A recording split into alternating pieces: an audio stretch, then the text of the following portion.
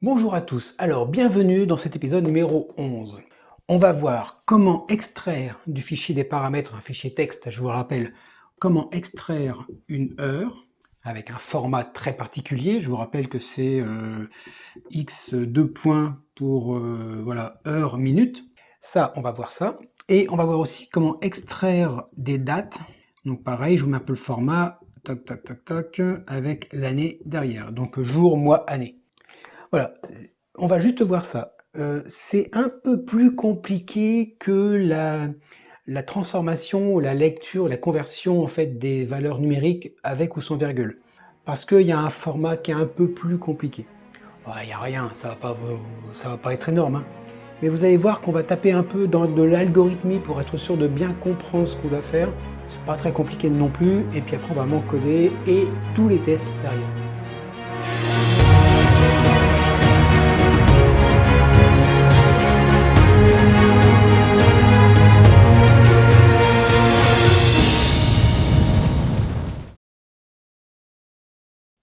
Comment on va lire une heure sur le fichier? C'est très facile. Je vais vous faire un petit algo, mais c'est même pas un algo, hein, c'est une description pas à pas.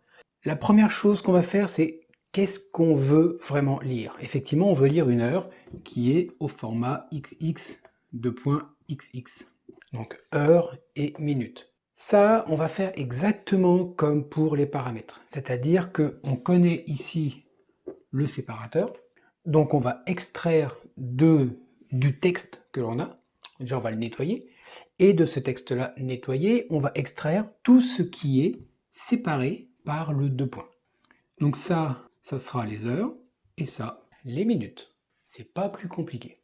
Par contre, il y a quelque chose, c'est que on peut avoir des paramètres qui vont contenir une date et une heure, ou bien que une heure ou que une date.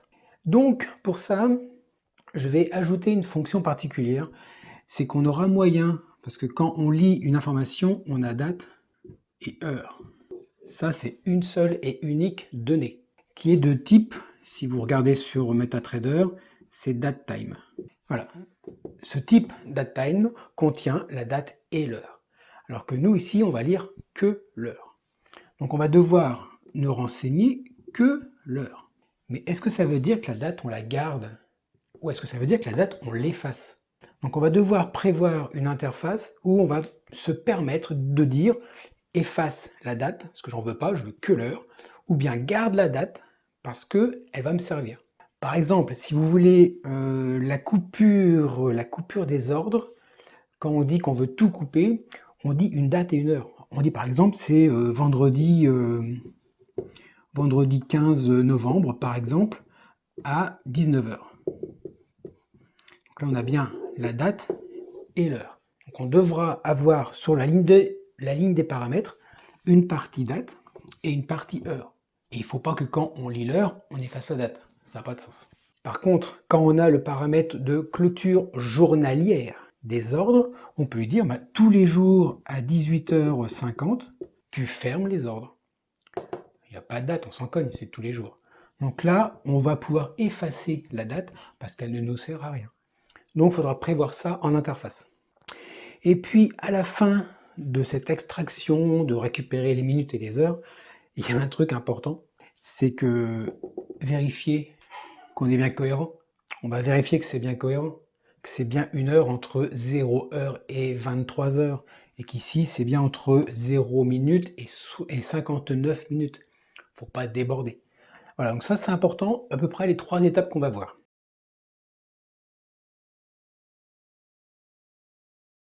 Donc pour lire une date, c'est très facile, quelque part. On va lire une date avec ce format-là, un slash, et voilà le truc.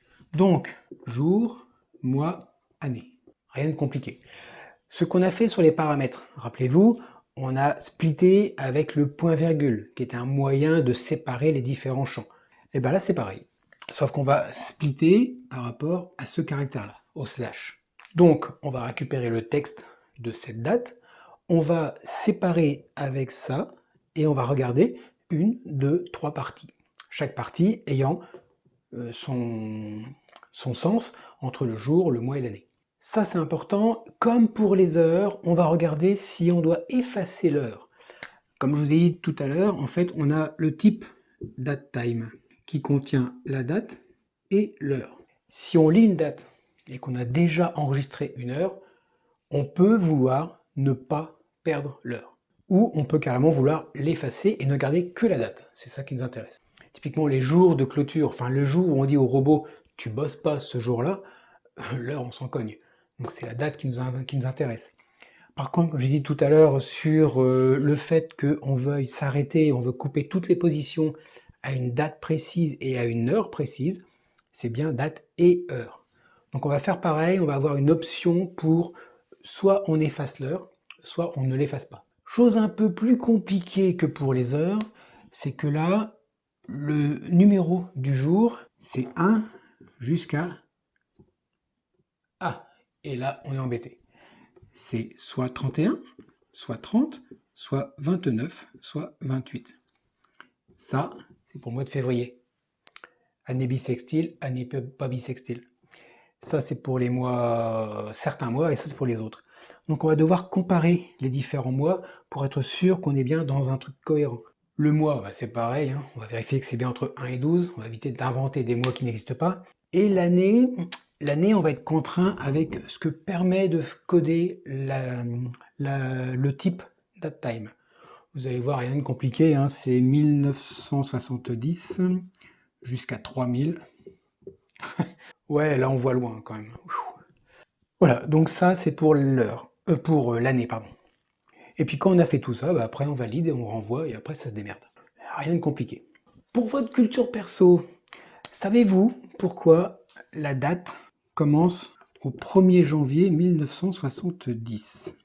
Oui, parce que ça, c'est important. Ça, vous le retrouvez dans beaucoup de systèmes. Et bien, c'est simple. C'est à l'époque où Unix, le système d'exploitation Unix a été créé. En fait, ça a été vers les années 70. Et en fait, le créateur de Unix, il a dit, en fait, je vais mettre ma base de T0 pour calculer la date courante, ça sera le 1er janvier 70. Et comme Unix, ils ont fait le langage C, puis après il y a Linux qui est dérivé, et puis il y a aussi le MS-DOS, donc le DOS qui était sur Windows, enfin sur les PC. Voilà, tout ça, puis du coup lui, il a fait C#, puis C++, et puis, beaucoup d'autres langages qui sont dérivés en fait quelque part de ça. Donc ils ont tous pris la même référence, par fainéantise peut-être. Et le datetime ici, c'est le nombre de secondes depuis le 1er janvier 70. Donc ça, généralement, c'est une valeur qui est très très grosse, hein, parce que bon, ça fait quelques secondes quand même. Voilà, c'est pour votre culture perso, je vous le donne. Bon allez, on attaque le codage. Donc là maintenant on va s'attaquer à l'écriture des fonctions pour extraire des heures et des dates, et vous verrez que c'est un peu plus compliqué que là ce qu'on a vu dernièrement avec juste l'extraction d'une valeur numérique avec ou sans virgule. Alors déjà on va aller dans les parties déclaration, donc dans les prototypages pour déclarer la fonction. Alors on va faire en même temps les deux déclarations, donc la partie pour déformater les heures et déformater les dates. On va commencer par l'extraction d'une heure. Alors, première chose que l'on fait, c'est qu'on va, comme les autres, on va passer en constante une chaîne de caractères, qu'on va appeler iText aussi, il n'y a pas de raison. Mais il n'y a pas que ça. Ce qu'on va passer aussi,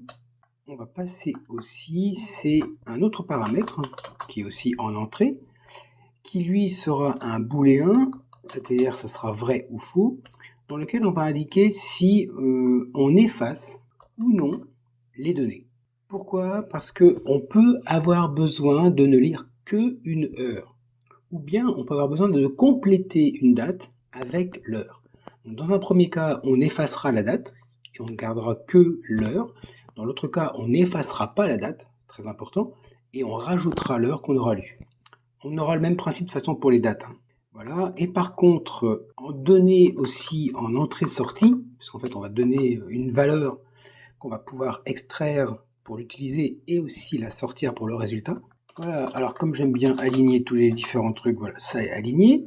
Donc ça, c'est pour l'heure. Donc je vais le séparer du reste, hein, comme ça on verra plus clair. Et pour la date, écoutez, c'est simple. Je copie-colle ce que j'ai fait. Voilà. Et la seule chose que je mets, c'est date à la place de heure. Et puis bien sûr, je vais changer ici pour être sûr de savoir de quoi on parle. C'est la date. Voilà le prototypage. Alors, on a vu dans un petit algo, justement, pour déformater l'heure et la date, c'est pas très compliqué. Maintenant que j'ai fait ces prototypages, en fait, on va les copier. On va tout simplement les copier. Et on va dans la partie privée, ici. Et à la suite de l'extraction de double et de integer, ici, je vais ajouter les deux prototypages que je vais légèrement mettre un petit peu à gauche. Je vais mettre ici le préfixe de la classe devant, ici, comme ça. Alors bien sûr, après je fais mon petit habillage, hein, mais bon, ça vous savez, moi j'aime bien quand c'est aligné. Je peux avoir un petit côté autiste, moi. Voilà, comme ça. Alors là, bien sûr, il n'y a pas de point-virgule parce que on va mettre carrément le corps.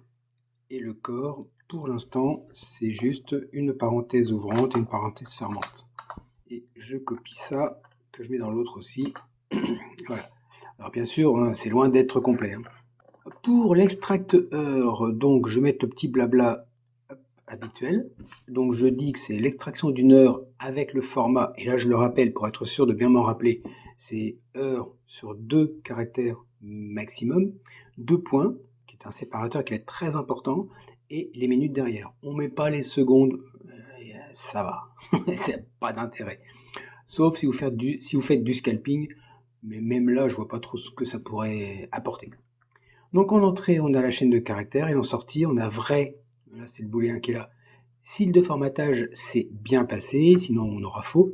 Et puis on a l'heure là ici, qui sera sortie avec la valeur qu'on aura déformatée. Si ça s'est bien passé. Et puis pour la date, écoutez, je copie ça, et je le mets pour la date. Alors bien sûr, là c'est la date qui est ici.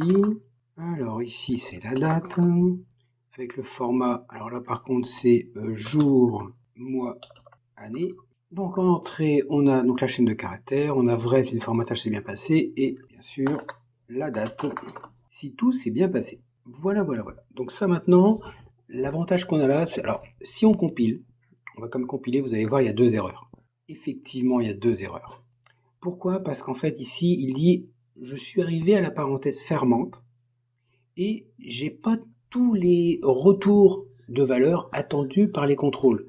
Donc là, on attendait un retour d'un booléen, et effectivement, je ne retourne rien. Donc effectivement, les 2 erreurs ici sont normales, vu de l'avancement du codage. Alors pour commencer, les fonctions, vous allez voir qu'on va faire les deux en même temps, parce qu'en fait c'est quasiment pareil. Donc pour l'heure, qu'est-ce qu'on a fait? On a dit qu'on avait un séparateur ici, qui est 2 points. Ici on a un séparateur, c'est le slash. Et bien on va déjà directement, on va initialiser les données que l'on reçoit. Donc ici, je vais dire que le séparateur, je vais prendre une variable locale que je vais créer, on a un séparateur qui va être le 2 points, et ici on a la valeur brute vraiment de la chaîne de caractères qu'on nettoie juste derrière. C'est-à-dire qu'on a vraiment, si on a des espaces par exemple, ou des tabulations, ou des caractères qui ne sont pas forcément attendus, on les vire et on ne va garder théoriquement que la valeur qu'on va devoir déformater. Ce genre de traitement, je le fais, c'est exactement le même pour le début de la fonction pour la date. Sauf que bien sûr, là, c'est un slash et non pas le 2 points. Donc là, on va créer les 2 variables locales qu'on a commencé à utiliser. Donc je dis que c'est le séparateur, c'est bien un ushort. Alors, on va voir le pourquoi. Hein. C'est parce qu'en fait, dans la conversion derrière, pour faire la séparation des champs d'une chaîne de caractères, on doit avoir ce type-là, donc du coup, je le fais. D'ailleurs, c'est pour ça que là, je convertis ici une chaîne de caractères, enfin, je récupère un caractère d'une chaîne de caractères. C'est particulier, j'aurais pu mettre directement le code ASCII, mais bon, je ne connais pas trop par cœur, enfin, j'en connais pas mal, mais celui-là, je ne le connais pas. Donc, on va le faire en traitement classique, on va mettre un type, variable locale, et puis aussi, on va utiliser la fonction de MetaTrader pour extraire un caractère d'une chaîne. Comme ça, au moins, on est sûr que le traitement sera bien fait. Et puis ici, je m'égare un peu, mais ici, même variable locale. Voilà, comme ça, on a bien le lsep ici et le lbrut ici. Ici, on a indiqué que l'on pouvait potentiellement effacer le contenu de l'heure ici qu'on reçoit en paramètres. Donc, on va l'effacer. Alors, rappelez-vous, dans le petit algo qu'on a fait, ici, on indique que on va utiliser les champs du type datetime. Vous savez que datetime, on peut soit l'avoir en nombre de secondes depuis le 1er janvier 1970, et puis on peut aussi avoir en structure. Dans la structure, on a donc les heures, minutes, secondes, l'année, le jour, le mois, le numéro du jour dans la semaine, le numéro du jour dans l'année. Tout ça, c'est une structure qui est gérée par MetaTrader. Et bien, c'est là-dedans qu'on va travailler.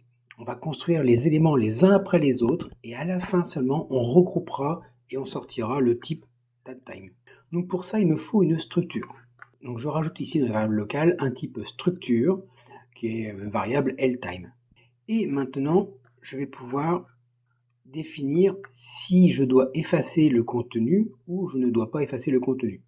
Pour ça, c'est très simple, vous allez voir. Donc pour l'heure, je vais ajouter un test avec si je donne ici l'information d'effacer le contenu, j'efface tout ce qui ne m'intéresse pas. C'est-à-dire que là, je suis pour l'heure, donc je vais effacer le jour, le mois, l'année, les secondes, on va les mettre à 0, comme ça on sera tranquille, ça évitera d'être pollué par des secondes. Et puis ici, le jour dans la semaine et le jour dans l'année, en fait, on n'en a rien à foutre, j'efface. Tout ce qui ne concerne pas l'heure-minute, j'efface. Si je reviens dans la partie d'extraction de la date, c'est quasiment pareil. C'est-à-dire que je vais faire le même test. Donc si j'ai demandé d'effacer, à ce moment-là, j'efface l'heure, les minutes, les secondes, et potentiellement aussi le jour dans l'année, le jour dans la semaine, parce que quelque part je m'en fous, ça sera automatiquement recalculé après par la date. Bon, ça c'est pas forcément utile puisqu'après ça sera refait derrière. Mais bon, allez, tant qu'à faire, on fait le ménage. De toute façon après, comme je vous ai dit, ça sera recalculé automatiquement quand on fera les conversions. Donc on peut laisser comme ça. Maintenant ça, on a vu la partie commune quelque part. Mais maintenant on va vraiment travailler en se focalisant sur l'extraction de l'heure. Parce que là, ça va devenir un peu différent. Là, on a vu qu'on effaçait. Donc on efface effectivement tout ça. Dans le cas où on n'efface pas la date qu'on a dans le paramètre en entrée, on va devoir le déformater en structure et de cette structure faire le transfert dans la valeur interne. Je m'explique. Regardez bien ici.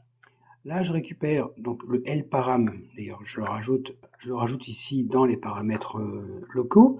Donc on a un time, mais le time c'est la description, la structure du temps passé en paramètres. Donc c'est-à-dire celui-ci, c'est lui qu'on va convertir. Donc là on voit que l'on convertit d'une heure vers une structure, on prend l'heure passée en paramètres et on met dans la structure LDateParam. Si c'est pas bon, c'est-à-dire que si ici on a une heure à la con, du coup le déformatage, la conversion en fait ne se passera pas bien. Donc en fait on ne pourra pas vraiment utiliser les informations pour récupérer. Enfin bref, on risque d'avoir une sacrée merde. Donc on arrête tout. Et je sors faux ici. C'est-à-dire que je sors un résultat faux, c'est-à-dire que le déformatage s'est mal passé. Par contre, si ça s'est bien passé, et bien à ce moment-là, on va faire à peu près la même chose que là. Sauf que, au lieu de les mettre à 0, évidemment, on va récupérer dans l'année, l'année de la date passée en paramètres. Le mois, c'est pareil. Le jour, c'est pareil. Les secondes, on les laisse toujours à 0.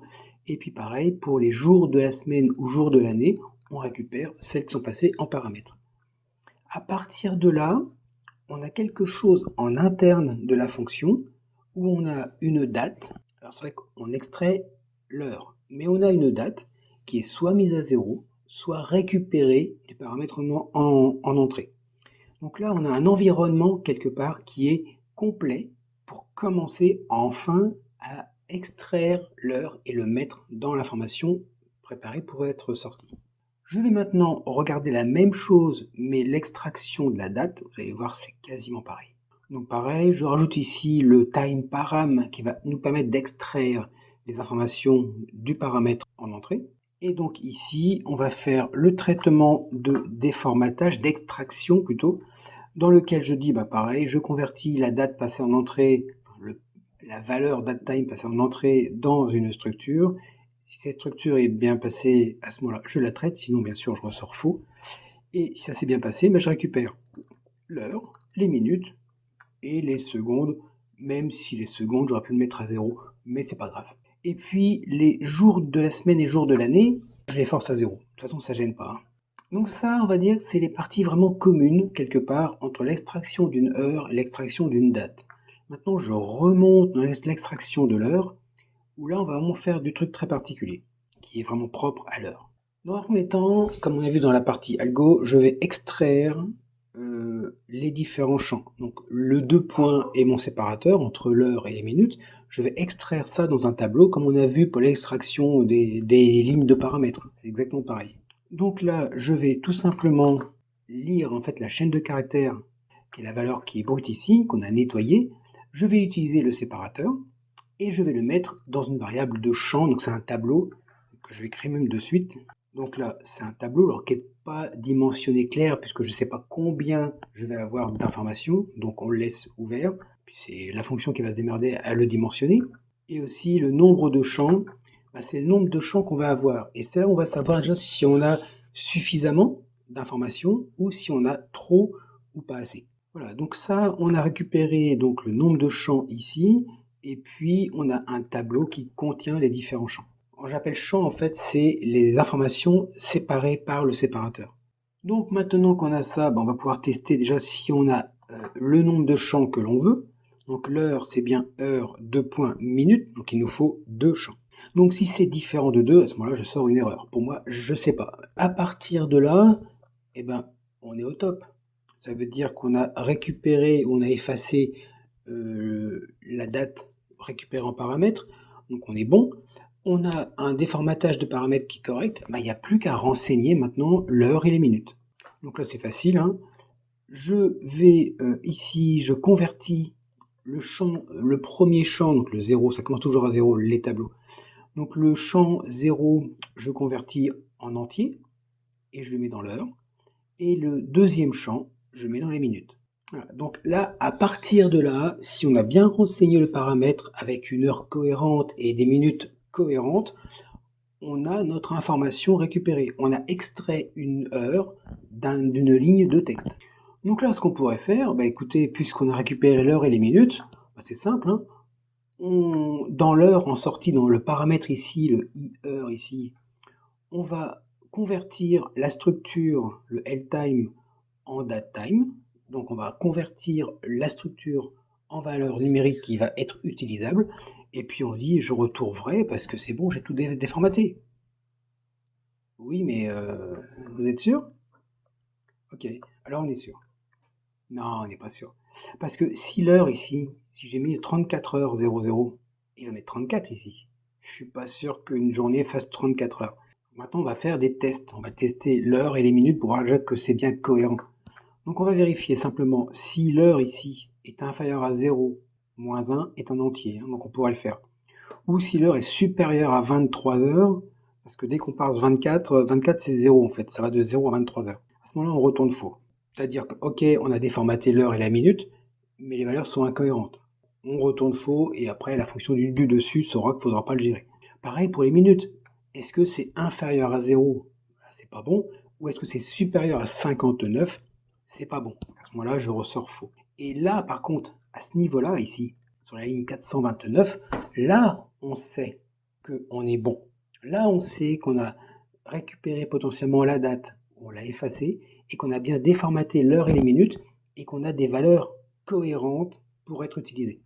Donc là, on peut dire je récupère, je convertis en fait la structure en heure, en datetime, en type datetime, et je l'extrais en disant ok, on a tout fait. Vous voyez, quelque part, c'est pas très compliqué, on doit juste structurer les opérations les unes après les autres, et on fait une petite fonction très très simple. On va la tester, vous inquiétez pas. Maintenant, je redescends, et pour les dates, les dates c'est quasiment pareil. Donc on va commencer tout simplement par extraire donc la chaîne de caractères dans différents champs. Donc, bien sûr, ici, je vais ajouter aussi les deux informations qui vont nous servir. Donc, je récupère un nombre de champs avec tous les champs qui sont normalement constitués de la date. Ensuite, pareil, je vais vérifier, alors là, c'est 3 champs, jour, mois, année, on est bien sur 3. Donc, si c'est différent de 3, à ce moment-là, je considère que c'est faux. À ce moment-là, je peux dire, oui, j'ai mes 3 champs, donc j'extrais les 3 données, donc jour, mois et année, le champ 0, 1 et 2, c'est toujours de la conversion d'entier, hein, donc je récupère tout bêtement l'information, je la convertis et je l'enregistre. À partir de là, c'est pareil, je pourrais dire, écoutez, c'est bon, j'ai toute ma structure qui a été construite, donc j'extrais dans la date en transformant la structure en type datetime. Mais non, c'est pas si facile, puisque là on a le jour, le mois, l'année, il faut tester l'ensemble.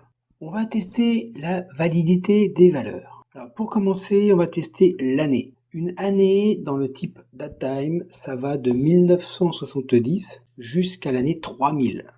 Oui, il y a de la marge. Ici, je vais dire, si l'année est inférieure à 1970 ou c'est pas un et, c'est un ou l'année supérieure à 3000, à ce moment-là, je retourne faux. Ça veut dire qu'on s'est planté complètement. Pareil, un autre test facile, c'est les mois. Les mois, ça va de 1 à 12. Sauf si vous êtes dans une autre planète, mais nous, sur Terre, c'est de 1 à 12. Donc pareil, on va faire un test simple. Si le mois est inférieur à 1, ou bien si le mois est supérieur à 12, pareil, on retourne faux. Après, c'est plus compliqué. On va déjà traiter les mois qui ont 31 jours. Donc là, c'est une ligne un peu plus longue que les autres. Elle est bien longue même. Donc, si le mois est égal à 1, ou le mois est égal à 3, ou le mois est égal à 5, ou 7, ou 8, ou 10, ou 12, tout ça, c'est une seule parenthèse. Donc, c'est un immense test. Et que le numéro du jour est supérieur à 31, à ce moment-là, c'est faux. On a le même test, mais pour les jours qui ont 30 jours. Je vous mets en dessous. Donc, si c'est 4, 6, 9, 11, et que, alors, tout ça c'est attention aux parenthèses, faites gaffe, tout ça c'est une seule parenthèse, c'est un groupe, c'est un ou de tous les mois, et que le numéro du jour est supérieur à 30, pareil, c'est faux. J'ajoute aussi, j'avais oublié dans mon test, mais je vais ajouter si le L-time, donc le jour, est inférieur à 1, je retourne faux. Donc voilà, je fais les parenthèses, tac, ça c'est bon. Là, on a fait tout ce qu'il fallait. Maintenant, il y a le mois de février. Alors, pour détecter une année bissextile, je crois que la vraie formule, c'est les années divisibles par 4. Sauf si elles sont divisibles par 200. Sauf si elles sont elles-mêmes divisibles par 1000, un truc comme ça. On va pas faire ça. On va le faire beaucoup plus simple. Puis éventuellement, vous ferez votre modification derrière, vous trouverez la formule exacte pour les années bissextiles et puis vous verrez ce qu'il y a à faire. Non, on va arrêter de complexifier, c'est déjà assez compliqué comme ça. Donc là, j'ai une ligne particulière. Si l'année est divisible, c'est-à-dire que je vais diviser par 4, alors ça c'est le pourcent. Hein. Le pourcent, ça permet de diviser et de récupérer le reste de la division. Si l'année modulo 4 obtient 0, c'est-à-dire que c'est une année bissextile. À ce moment-là, je regarde que j'ai le mois numéro 2, et je regarde aussi si mon nombre de jours est supérieur à 29. Si c'est ça, ça veut dire que c'est faux. Et pareil, je vais faire ça, sauf que là je dis si c'est pas égal à 0 et que c'est 28, à ce moment-là c'est faux. Là on a pris le cas particulier de l'année bissextile pour le mois de février. Vous voyez, il y a pas mal de tests quand même. N'empêche qu'avec tous ces tests-là, on est sûr que l'année est cohérente, que le mois est cohérent, que le jour est cohérent. Jour, mois, année, on a nos 3 paramètres vérifiés. Et là, à ce moment-là, on peut convertir la structure en type datetime et on est sûr d'avoir une date et une heure cohérentes. On a fini le codage. Maintenant, si on compile, ça devrait fonctionner. Ça fonctionne. Pour ceux qui travaillent sur MetaTrader 5, vous voyez, tout le code qui est là, c'est exactement le même. Et je vous le prouve, donc MT4, MT5, j'exécute. Donc là, je mets tout vers MT5. Donc là, du coup, je suis sur MT5, je vais compiler. Il n'y a pas d'erreur. Vous voyez, au niveau du code, C'est là où je vous dis, en fait, entre MT4 et MT5, grosso modo, on a 80%, 80, même un peu plus de 80% des instructions qui sont les mêmes. Ça sera différent quand on va vraiment taper vraiment dans les fonctions pures de lien avec le courtier ou avec les indicateurs, mais sinon pour le reste, c'est la même chose. Bon, maintenant on va passer aux tests. Alors vous allez voir les tests, il n'y a rien de bien compliqué. On est toujours dans la partie constructeur de la fonction paramètre qui nous avait aidé en fait à tester en fait la conversion entier et valeur flottante. Et bien on va faire pareil. Alors, dans un premier temps, on va créer une variable locale qu'on va appeler Toto. J'aime bien ça. Voilà, ça va nous servir en fait à mettre dedans des informations et regarder un peu ce que ça va générer. Et après, on va faire donc extract heure, dans lequel on va passer donc, je sais pas moi, 11h22 par exemple. On va dire que on va effacer et on va récupérer ça dans une autre valeur que je vais appeler Titi. Alors ça, c'est des variables d'informaticiens, hein. Toto, Titi, Tutu, Tata, Toto. C'est le truc que généralement tout le monde fait. Ouais, on est très très enfant en fait. Bref, et puis il n'y a pas de mal. Voilà, donc ça, je vais donc afficher ici le résultat, quelque part, du déformatage de l'heure 11h22 en effaçant le contenu de Titi, et du coup je l'ai sorti. On va aussi faire quelque chose, c'est qu'après ça, je rajoute, on va afficher ce que vaut Titi. Alors, si je fais ça, le problème c'est que Titi c'est une datetime, donc on va faire plutôt un affichage time to string. Voilà, on va convertir en fait un mode, une fonction datetime en fonction d'affichage pour le texte, si on va avoir des erreurs. Je vais vous montrer tout ça, vous allez voir. Et donc là, il nous informe en fait de ce qu'on peut faire. On va faire time date, voilà, un espace, et on va mettre la même chose, mais avec l'heure et les minutes. Time minute, les secondes, si on veut. Écoutez, on va déjà en faire un, hein. On va voir ce qui se passe. Donc on va mettre ici LTT, on va dire que c'est le time local. Vous inquiétez pas, je vous explique, hein. Alors, ici, qu'est-ce que je fais? Bon là, je déclare deux variables. Bon, peut-être que j'en ai besoin que d'une, c'est pas grave. LTT égale time local. L'heure locale, c'est l'heure de votre PC.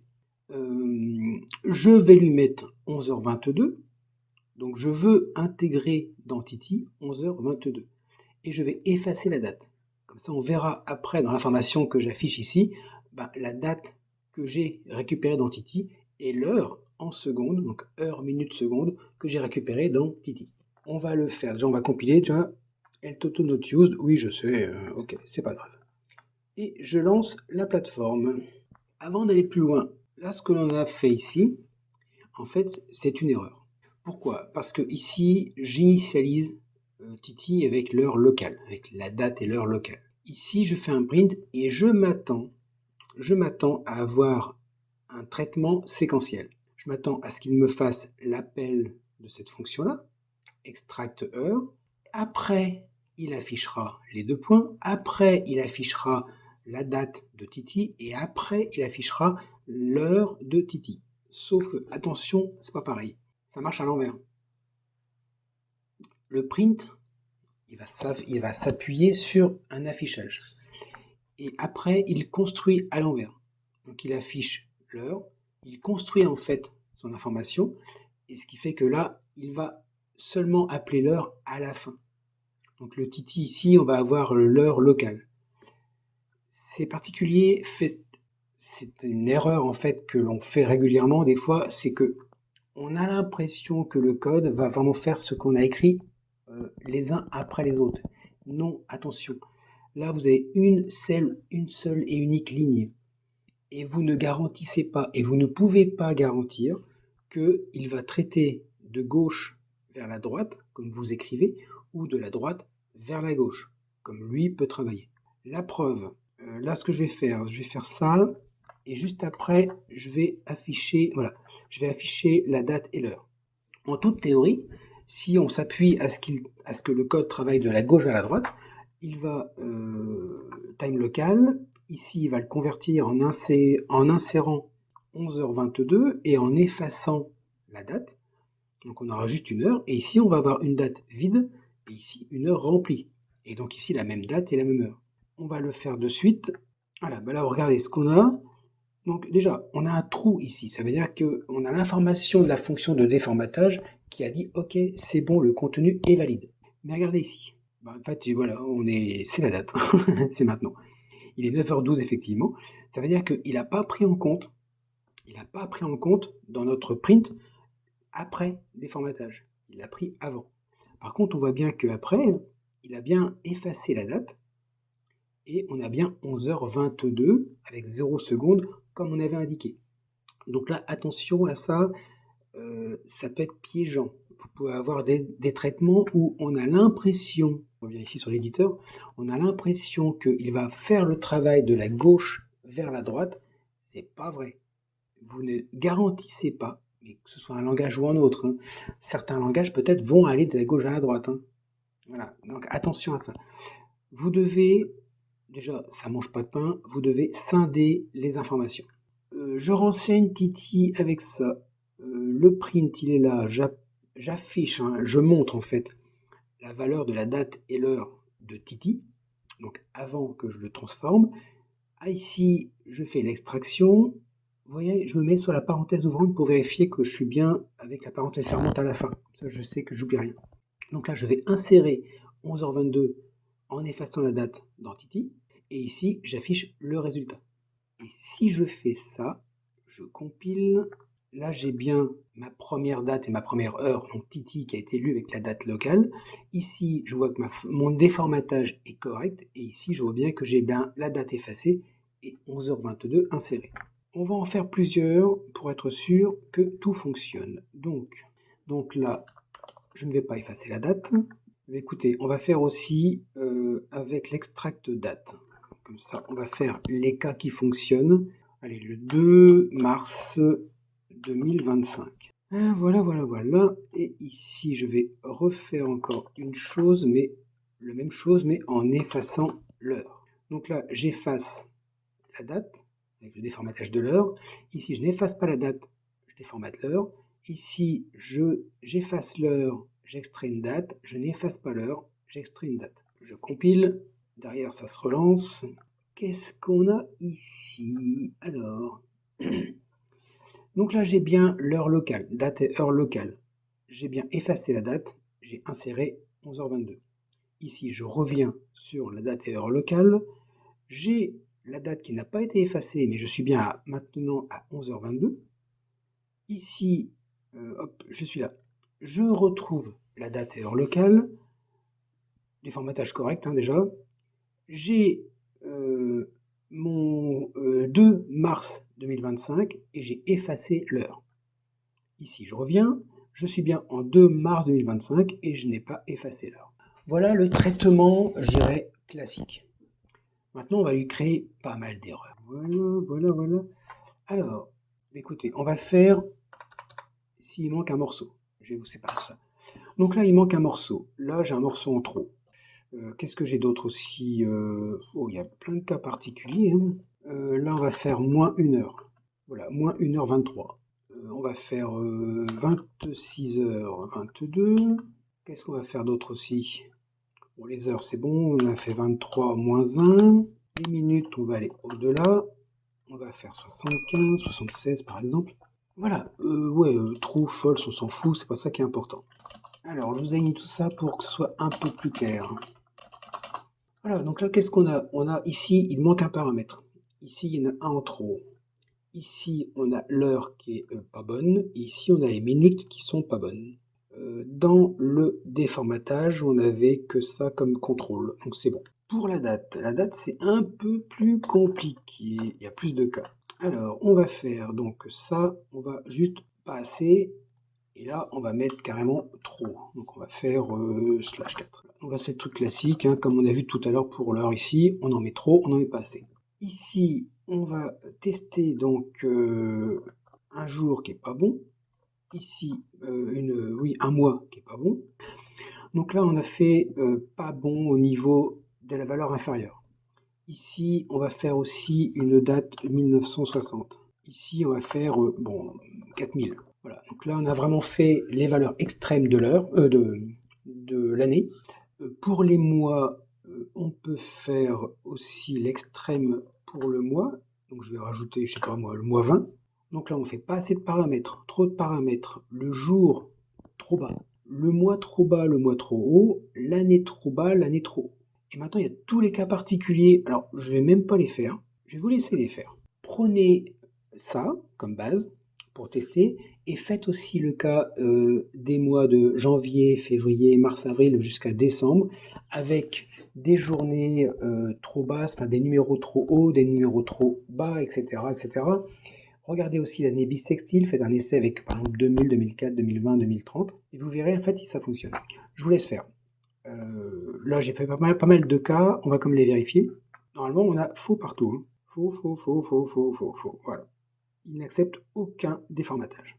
Si vous rajoutez les différents cas ici, pour les années bissextiles et tout ça, vous devriez avoir un ensemble de résultats faux, c'est-à-dire que tous vos déformatages seront faux. Et bien écoutez, on a fait du bon taf là. Depuis l'épisode précédent, maintenant on sait déformater une valeur numérique avec ou sans virgule, une heure et une date. On peut quasiment tout faire. Et bien voilà, écoutez, c'était l'épisode numéro 11 et il est terminé. Vous avez vu, c'est un peu plus compliqué, mais ça va, ça casse pas deux pattes arrière à un canard, hein. Donc tranquille. La suite de celui-ci, après le 11, c'est le 12, bien vu. On va regarder comment lire les attributs des différentes fonctions. Vous savez qu'on a différentes fonctions. On a les logs, on a les alertes, et on a aussi une fonction que vous ne connaissez pas encore, mais ça va pas tarder, qui est visu. On a 3 fonctions où on va pouvoir les paramétrer grâce au fichier des paramètres. Ça évite en fait d'arrêter le robot, de relancer le robot avec des changements de paramètres. On peut le faire automatiquement et directement sans toucher au logiciel, sans l'arrêter. Et ça, je trouve que c'est génial, surtout pour un robot qui ne doit pas s'arrêter. Voilà, ça c'est l'épisode suivant, donc bientôt dans le 12. Allez, à très bientôt.